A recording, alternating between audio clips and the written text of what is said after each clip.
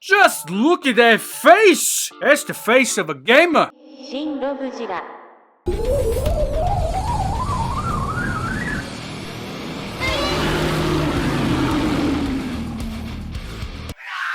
Alright, it's tag time. Holy crap, there's an image of the figure on the tag. When was the last time that happened? Did that ever happen? It might have happened. When? But hey, there it is. Lovely. It's got the background that's shown in the transformation segment, I do believe. Or at least the segment where Godzilla looks like he's trying to cork out a hot shit as he roars. Here is the back of the tag, the inside of the tag. And now, since this is a Bandai Premium exclusive that actually came with a friggin' tag, we gotta double sleeve this mythical Junimo because we just saved the rec center. Now it's all nice and stuff. So, I know what you're all thinking.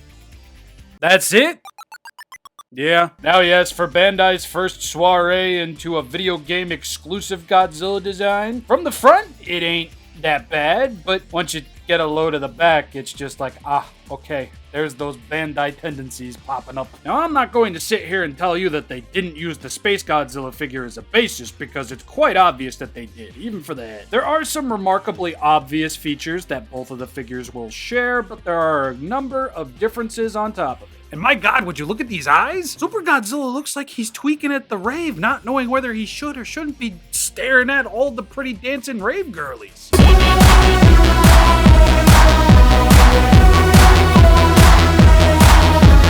Yeah, kind of like that. Like that pupil, that thing is just kind of fucked. This guy over here, he's a bit more solid, so at least there's that. Got another row of teeth on the lower jaw, a nice gravy-stained tongue, and hey yo, even some details on the roof of the mouth. Moving on from the head to just about everything beneath it, oh boy, we are going to be treated to quite a bit. First off, we got these spiked meatballs for shoulder blades that Super Godzilla is sporting, with a nice baby blue metallic paint on them. The detailing, while minimal, is rather effective. And from every angle, bro just be killing it. At the very least, Bandai actually made a mostly new mold and sculpt for that of Super Godzilla, because from the neck down, this is all new, save for the arms. Just look at those pectorals. Bro's got Master Emerald titties. Oh no. And I really do love how the scales fade from the cleavage and then move into the rest of the pectoral. Really gives off that inkling that Godzilla did transform and morph shape. And I especially love that those scales are going to be very much visible on the under titty roll.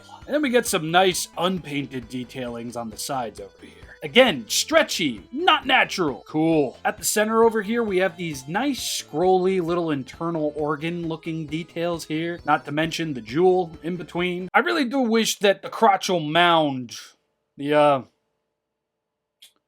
Deku Nut, sported a bit more of that emerald green. It just looks so good, I wish the whole thing was painted. And don't start with friggin', oh, well that's game accurate. This ain't game accurate, so what's the excuse here? Bandai, did your painter have to go to the bathroom when he was painting this? Godzilla's still going to have the hips and thighs of that of a Korean OnlyFans model. Self-report. And for the most part, I think the legs were mostly untouched. Everything here, even onto the side of the thighs, really does just represent Space Godzilla to a T. Now that statement in and of itself is kind of ironic because it's actually Super Godzilla right here that inspired the creation and design of Space Godzilla. So for all we know, these came before Space Godzilla. Yeah, don't blink, but these arms, yeah, they're exactly the same as Space Godzilla's. Claws will be nicely painted. Details ain't showing much different. Oh yeah, and the toes are gonna be nicely painted too.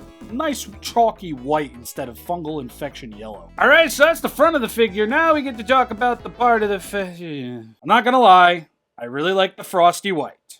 But knowing that Super Godzilla had neon green dorsal fins, not crystals, kind of makes this a bit of a bummer. Well, not even kinda. It just makes it a bummer, and they didn't even paint the band up. What are we doing? Yeah, to say everything beyond the front of the figure is rather unremarkable is actually quite on point, because I really don't have much to say back here. Again, I like the chalky white, but we still have that ridiculous fucking gap for a torso swivel that hasn't existed on this figure since 1994. And then we have the lower accommodations into dorsal crystals, which once more, Super Godzilla didn't have. I'll say this much though, if they painted these metallic green, it'd be a lot better than this. He did have metallic green dorsal fins, right? Goddamn sexual tyrannosaurus. Like the standard Space Godzilla, there's going to be a lot of fantastic details here. And since this is a 50-50 half new, half old sculpt, we are going to get some new detailings here that are impressive. I just really wish Bandai stuck the landing with everything else. It also doesn't help that this guy, after tariff surcharge on that of BBTS, is totally not worth the asking price. I'll say that. But now that we're done here, let's take a look at some size comparisons. Whew! Look at that. Super Godzilla's got the super inches on him. Slightly over 6 inches tall, above average. Shokugan, color renewal movie, limited movie, premium limited king, HG, reaction, SH Monster Arts, finger puppets. Hey Wanda, how's this for a little bit ahead? Did I just make a reference to the 1997 film Spawn, General of Hell's Army? Still nothing. John Leguizamo was a great clown. Alright, that's it. Comparison to the Space Godzilla figure. Holy smokes, folks, I'm speechless. These two actually share a bit more details than I was really aware of. Now that I actually have the figures in hand, side by side, it's kinda nutty. That internal organ looking detail has always kinda been there on the Space Godzilla figure. I just never really paid much attention to it. So it's like everything from the titty rolls up is what's really new here. The wideness of the chest, the trail leading from his boobs up into his neck, the detailing surrounding it, it's all very, very different. Super Godzilla's got a bit of a thicker neck, while Space Godzilla is a bit thinner. And as I said, the backs of the necks are gonna be very much different. The crests, obviously very different, detailed out exceptionally different, different color, the whole nine. The eyebrows are nearly the same. Right now, it's kind of just the mouths that are doing the most work here. Space Godzilla's teeth are a bit longer, and he only has 1 row of teeth on the inside of his mouth versus Super Godzilla's 2. At least that's what it looks like. Oh yeah, definite difference. Yeah, I imagine this was a cost-cutting save on Bandai's part to not have to do too much and still churn a profit, but still would have been nice to see something just a bit different going on with the backs. The tails too, actually. I'm happy to finally have a representation of that of Super Godzilla in my collection because it's been something that I was aware of for quite a while now. I really do just wish Bandai would have taken a bigger risk on this dude. Something like Baggin is a bit of an easier ask because that original one I think went through 2 or 3 prints before they just didn't restock, I think. But now you have 2 representations of 2 characters from the same game that don't exactly meet the best mark.